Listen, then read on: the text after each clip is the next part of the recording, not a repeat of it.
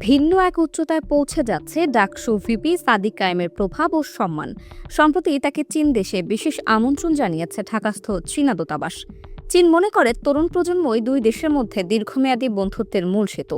ডাকসুর মেধাবী তরুণ নেতাদের এই সফর দুই দেশের মধ্যকার সম্পর্ককে আরও শক্তিশালী করবে। তবে এই সফরের মধ্য দিয়ে আন্তর্জাতিক পর্যায়ে ভিপি সাদিক কায়েমের গুরুত্ব আরও বাড়বে বলে মনে করেন শিবির সমর্থকরা। বাংলাদেশ ও চীনের তরুণ প্রজন্মের মধ্যে পারস্পরিক বোঝাপড়া ও দীর্ঘমেয়াদী বন্ধুত্ব সুদৃঢ় করতে এই সফর বলে জানিয়েছে চীনা দূতাবাস। সম্প্রতি ডাকসু ভিপিকে দেওয়া এক আমন্ত্রণ পত্রে চীনা দূতাবাস জানায় ২৮ মার্চ থেকে ৩ এপ্রিল পর্যন্ত এই সফর অনুষ্ঠিত হবে। প্রতিনিধি দলটি আগামী ২৭ মার্চ ঢাকা ত্যাগ করবে এবং সফর শেষে ৩ এপ্রিল সন্ধ্যায় দেশে ফিরবে তারা। ভিসা ফি ব্যতীত রাউন্ড ট্রিপ বিমান ভাড়া, আবাসন, খাবার এবং চীনে অভ্যন্তরীণ যাতায়াত সহ যাবতীয় খরচ চীনা দূতাবাস বহন করবে বলে আমন্ত্রণপত্রে জানানো হয়েছে।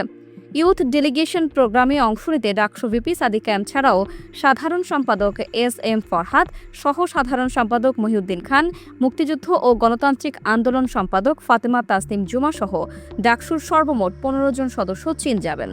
এই সফরের মূল লক্ষ্য হল বাংলাদেশের তরুণ নেতাদের কাছে চীনের আধুনিক প্রযুক্তি ও উন্নয়নমূলক অর্জনগুলো তুলে ধরা।